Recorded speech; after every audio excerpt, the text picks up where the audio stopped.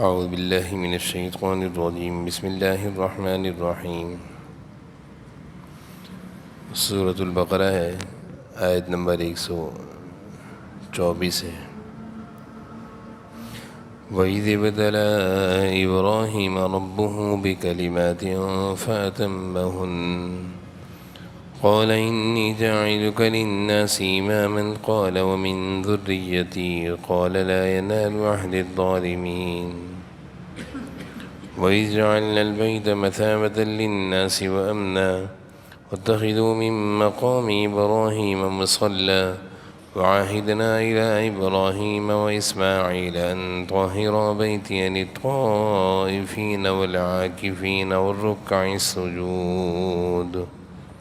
صدق اللہ العظیم۔ سورۃ البقرہ کی آیت نمبر 124 اور 125 کی تلاوت ہوئی ہے۔ حضرت ابراہیم علیہ السلام کا تذکرہ یہاں سے شروع ہو رہا ہے۔ الف لام میم کے شروع سے، پہلے پاؤ سے آخری پاؤ کے اختتام تک تقریباً بنی اسرائیلیوں اور یہودیوں کا تذکرہ چلتا رہا۔ اب یہاں سے حضرت ابراہیم علیہ السلام کا تذکرہ شروع ہو رہا ہے۔ حضرت ابراہیم علیہ السلام کے حالات اور واقعات یہاں سے شروع ہو رہے ہیں۔ پچھلی آیتوں سے ان واقعات کا بڑا گہرا تعلق ہے، کیونکہ یہودی اور عیسائی اور عرب کے بت پرست جن کا ذکر ابھی چل رہا تھا، یہ تینوں حضرت ابراہیم علیہ السلام کو اپنا پیشوا مانتے تھے، اور ہر ایک کا دعویٰ یہ تھا کہ حضرت ابراہیم علیہ السلام اسی کے مذہب کے حامی تھے۔ یہودی کہتے تھے وہ یہودی تھے، عیسائی کہتے تھے وہ عیسائی تھے، مشرک کہتے تھے وہ ہماری طرح بت پرست تھے، نعوذ باللہ۔ لہٰذا ضروری تھا کہ حضرت ابراہیم علیہ السلام کے بارے میں صحیح صورتحال واضح کی جائے۔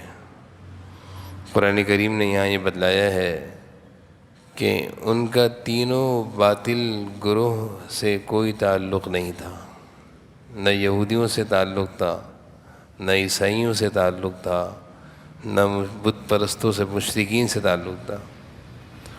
ان کی ساری زندگی توحید کی تبلیغ میں خرچ ہوئی ہے، توحید، اللہ کی وحدانیت، اللہ کی عبادت میں، اور انہیں اس راستے میں بڑی بڑی آزمائشوں سے گزرنا پڑا جن میں وہ پورے اترے۔ حضرت ابراہیم علیہ السلام کے بارے میں اللہ تعالیٰ نے واضح کر دیا کہ وہ بت پرستی سے پاک تھے، وہ توحید کی تبلیغ کرتے رہے، اور توحید نہ یہودیوں میں ہے، نہ عیسائیوں میں ہے، نہ مشرکین میں ہے۔ تو ان کا جو یہ ایک دعویٰ تھا کہ حضرت ابراہیم علیہ السلام یہودی تھے، عیسائی کہتے تھے عیسائی تھے، بت پرست کہتے تھے وہ ہم میں سے تھے، اللہ تعالیٰ نے اس دعوے کی تردید کر دی، تینوں میں سے نہیں تھے۔ دوسری بات یہ کہ حضرت ابراہیم علیہ السلام کے دو بیٹے تھے، ایک کا نام حضرت اسحاق تھا اور ایک کا نام حضرت اسماعیل علیہ السلام۔ حضرت اسحاق علیہ السلام کے بیٹے حضرت یعقوب علیہ السلام تھے، جن کا دوسرا نام اسرائیل تھا۔ نبی کریم صلی اللہ علیہ وسلم سے پہلے نبوت کا سلسلہ انہی کی اولاد یعنی بنی اسرائیلی میں ہی چلتا آ رہا تھا۔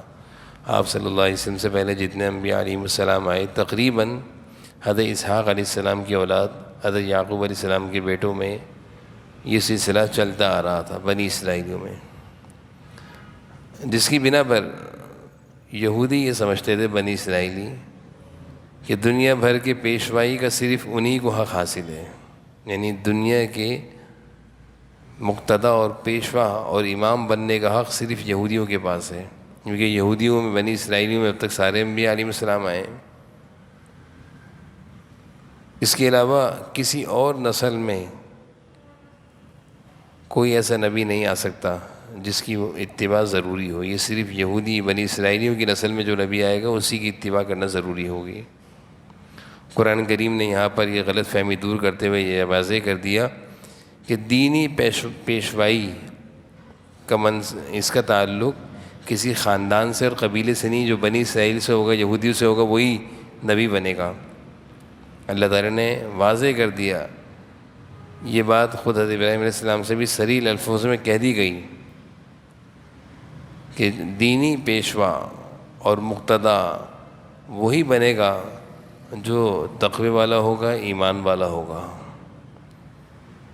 اس کے علاوہ کتنے بڑے خاندان سے کسی کا تعلق ہو، نسل سے تعلق ہو، لیکن اگر وہ ظالم ہے تو وہ اس چیز کا حقدار نہیں ہے. تو یہاں پہ اللہ تعالیٰ نے دو چیزوں کو واضح کر دیا. ایک یہ واضح کیا کہ حضرت ابراہیم علیہ السلام نہ یہود میں سے تھا، نہ عیسائیوں میں سے، نہ بت پرستوں میں سے تھے، بلکہ وہ خالص توحید کی تبلیغ کرنے والے تھے. اور دوسرا بنی اسرائیلیوں کا جو یہ گھمنڈ تھا کہ دینی پیشوا اور مقتدا صرف بنی اسرائیلیوں میں سے ہو سکتا ہے، کسی اور قوم میں سے اگر کوئی نبی بنے گا تو وہ واجب الاتباع نہیں ہے، یہ بنی اسرائیلیوں میں سے نہیں ہے.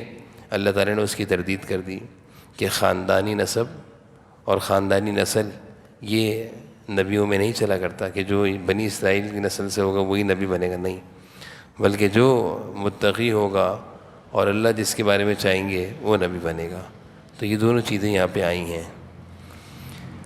وَإِذِ ابْتَلَىٰ إِبْرَاهِيمَ رَبُّهُ بِكَلِمَاتٍ فَأَتَمَّهُنَّ.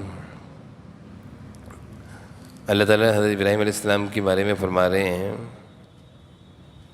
اور وہ وقت یاد کرو جب ابراہیم کو ان کے پروردگار نے کئی باتوں سے آزمایا.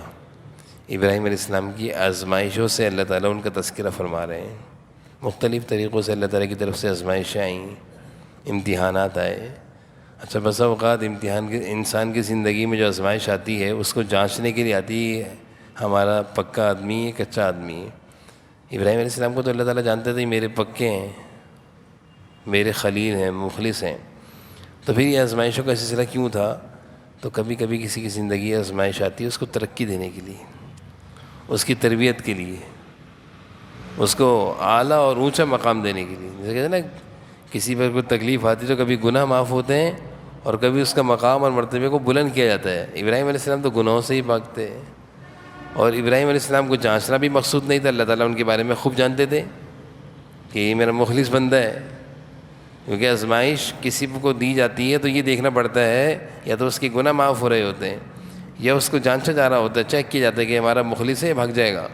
اللہ تعالیٰ ابراہیم علیہ السلام کو جانتے تھے یہ میرا مخلص بندہ ہے، اور وہ گناہوں سے بھی بھاگتے. پھر کیا مقصد تھا آزمائش کا؟ جو اتنی آزمائشیں آئی ہیں ان کی زندگی میں، آگے اس کا تذکرہ آئے گا. ترقی مقصود تھی، ترقی اور تربیت مقصود. اللہ تعالیٰ ان کو بہت اونچا مقام دینا چاہتے تھے، اس لیے اللہ تعالیٰ نے ان کی زندگی میں کچھ آزمائشیں ڈالی ہیں.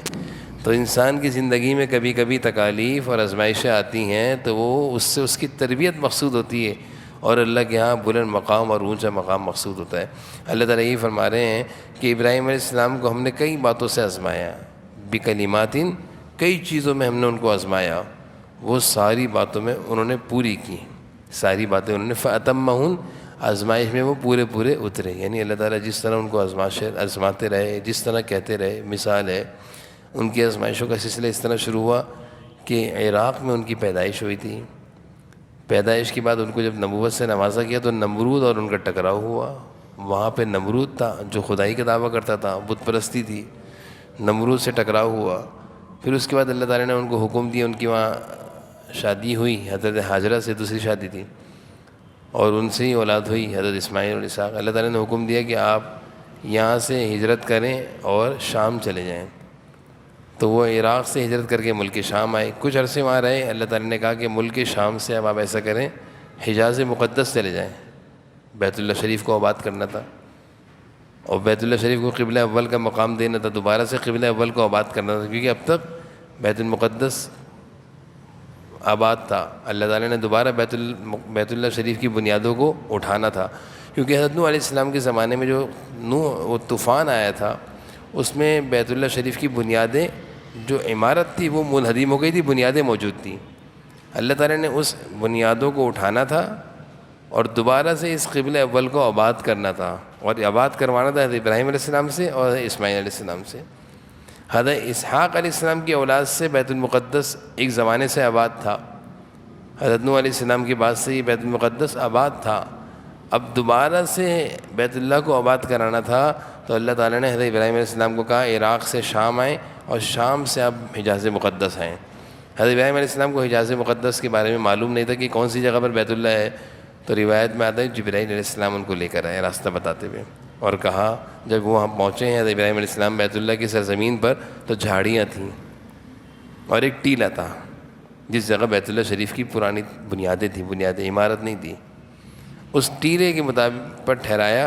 حضرت ابراہیم علیہ السلام نے پوچھا کہ یہیں ٹھہرنا ہے؟ کہ ہاں یہیں ٹھہرنا ہے، یہی آپ کا مقام ہے، وہیں آپ کے بچے آباد ہوں گے۔ پھر حضرت ابراہیم علیہ السلام وہاں ٹھہرے اور کچھ دن رہے، تو اللہ تعالیٰ نے حکم دیا کہ یہاں پہ بچوں کو چھوڑیں اور آپ چلے جائیں واپس، آپ واپس ملک شام چلے جائیں۔ حضرت ابراہیم علیہ السلام کی آزمائش ہے، بیٹے کو چھوڑا، حضرت اسماعیل کو چھوٹے تھے، اور اہلیہ کو چھوڑا، اور چھوڑنے کے بعد آپ وہاں سے چلے گئے۔ اللہ تعالیٰ کی طرف سے حکم تھا، جب چھوڑ رہے تھے حضرت حاجرہ علیہ السلام، حضرت حاجرہ نے کہا کہ کیوں چھوڑ رہے ہیں؟ اللہ کی طرف سے حکم تھا، بولنا نہیں ہے۔ کہا کہ اللہ کے حکم پہ چھوڑ رہے ہیں؟ حضرت ابراہیم علیہ السلام نے کہا جی اللہ کے حکم پہ چھوڑ رہا ہوں۔ تو حضرت حاجرہ نے کہا پھر اللہ ہمیں ضائع نہیں کریں گے، پھر اللہ ہمیں ضائع نہیں کریں گے۔ چنانچہ حضرت ابراہیم علیہ السلام وہاں ان کو چھوڑ کر چلے گئے۔ تو یہ آزمائشوں کا سلسلہ ہے، انشاءاللہ ساتھ ساتھ واقعات بھی آتے رہیں گے۔ اللہ تعالیٰ اسی کو فرما رہے ہیں قال انی جاعلک للناس اماما۔ جب ساری آزمائشوں میں اور امتحانات میں حضرت ابراہیم علیہ السلام پورا اترے، تو اللہ تعالیٰ نے کہا جاعلک للناس اماما، ہم نے آپ کو سارے انسانوں کے لیے رہنما اور پیشوا بنا دیا ابراہیم علیہ السلام کو۔ قال من ذریتی، حضرت ابراہیم علیہ السلام نے دعا کری اے اللہ اس کام کے لیے میری اولاد کو بھی قبول کر لیں۔ کسی اچھے کام کے لیے انسان دعا کرے اپنی اولاد کے لیے، اللہ تعالیٰ نے کہا ٹھیک ہے آپ کی اولاد میں سے جو نیک ہوں گے ان کو ہم اس کام کے لیے قبول کریں گے، لیکن جو ظالم ہوں گے لا ینال عہد الظالمین، ان ظالموں کو ہمارا یہ وعدہ شامل نہیں ہے۔ حضرت ابراہیم علیہ السلام کو اللہ تعالیٰ نے ایک مقام اور ایک مرتبے سے نوازا، اور وہ مقام اور وہ مرتبہ آسانی سے نہیں ملا بلکہ بہت ساری آزمائشوں سے گزر کر ملا۔ تو ایک تو یہ چیز معلوم چلی کہ انسان کو ترقی ایک دم نہیں ملتی، بلکہ ترقی اور کامیابی آزمائشوں سے گزر کے ملتی ہے۔ مقام اور مرتبہ انسان کو آزمائشوں سے گزر کر ملتا ہے۔ اور دوسری چیز، جب اللہ تعالیٰ کوئی اچھی چیز انسان کو دے تو انسان اپنی اولاد کے لیے بھی اللہ تعالیٰ سے درخواست کر سکتا ہے کہ اللہ یہ چیز میری اولاد کو بھی دے دیں۔ تو حضرت ابراہیم علیہ السلام کو اللہ تعالیٰ نے ایک مقام دیا تھا، پیشوا بنایا تھا، رہنما اور مقتدیٰ بنایا تھا۔ حضرت ابراہیم علیہ السلام نے درخواست کی کہ میری اولاد کو بھی اس کام کے لیے قبول کر لیں، یعنی لوگوں کو دین کی تبلیغ کرنا یہ ایک دینی کام ہے، میری اولاد کو بھی قبول کر لیں۔ اللہ تعالیٰ نے فرمایا قبول ہے، لیکن آپ کی اولاد میں سے جو دیندار نہیں ہوں گے وہ اس کام کے لیے قبول نہیں ہے۔ قال لا ینال عہد الظالمین، اللہ تعالیٰ نے فرمایا کہ میرا یہ وعدہ ظالموں کو شامل نہیں ہے، یعنی جو ظالم ہوگا، بے دین ہوگا، تو ان کو ہم اس کام کے لیے قبول نہیں کریں گے۔ اللہ تعالیٰ میں سمجھ